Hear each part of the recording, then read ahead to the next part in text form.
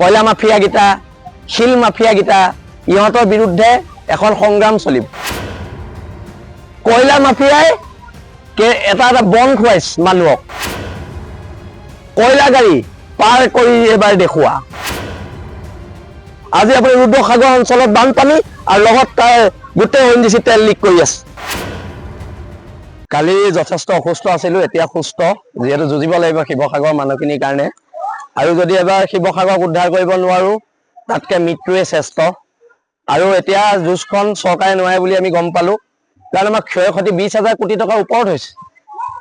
মানুহবোৰে চৰকাৰে কথাবোৰ বুজি পাইছে নাই পোৱা মই বুজি পোৱা নাই, কিন্তু এতিয়া কথাটো হৈছে যিখিনি মানুহৰ কাৰণে এইটো দুৰ্যোগ সৃষ্টি হ'ল, কয়লা মাফিয়া গীতা শিল মাফিয়া গীতা ইহঁতৰ বিৰুদ্ধে এখন সংগ্ৰাম চলিব, নিৰন্তৰ সংগ্ৰাম।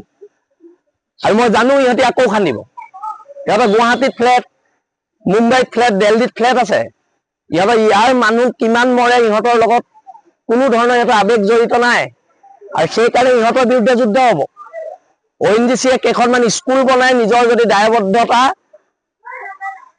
আঁতৰি যাব বিচাৰিছে নহ'ব, নাটকবাজি কৰিব দিয়া নহ'ব। ONGCক স্কুল আমি বনাই দিম, স্কুল আমি বনাই দিম, তোমালোকে ক্ষতিপূৰণ দিয়া 5,000 কোটি টকাৰ। 5,000 কোটি ONGC আৰু ONGC ED ক'ত আছে?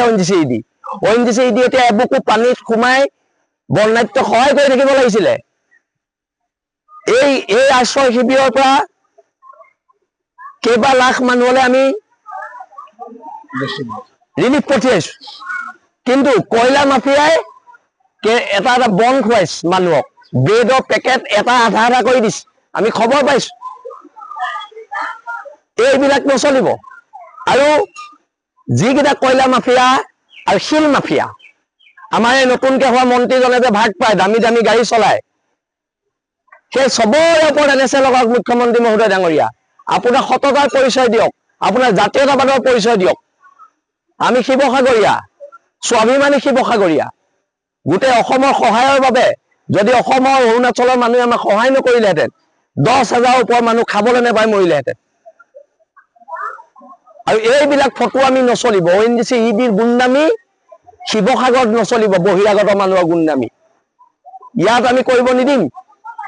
গুণ্ডামি এইটো একদম স্পষ্ট কথা। আৰু কয়লা গাড়ী পাৰ কৰি এবাৰ দেখুওৱা, কয়লা গাড়ী যদি পাৰ হ'ব লাগে আমাৰ মৃতদেহৰ ওপৰেদি পাৰ হ'ব লাগিব, এইটো কথা একদম স্পষ্টকে কৈ দিয়া হৈছে। এইবিলাক ভণ্ডামি আৰু নচলিব। এতিয়া ONGCৰ ওপৰত প্ৰয়োজনত ONGC বন্ধ কৰি দিয়া হ'ব।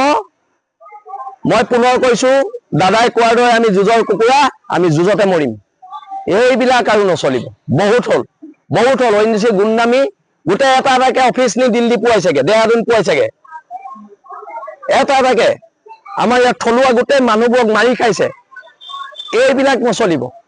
আজি আপুনি ৰুদ্ৰসাগৰ অঞ্চলত বানপানী আৰু লগত তাৰ গোটেই ONGC তেল লিক কৰি আছে। এইবিলাক নচলিব।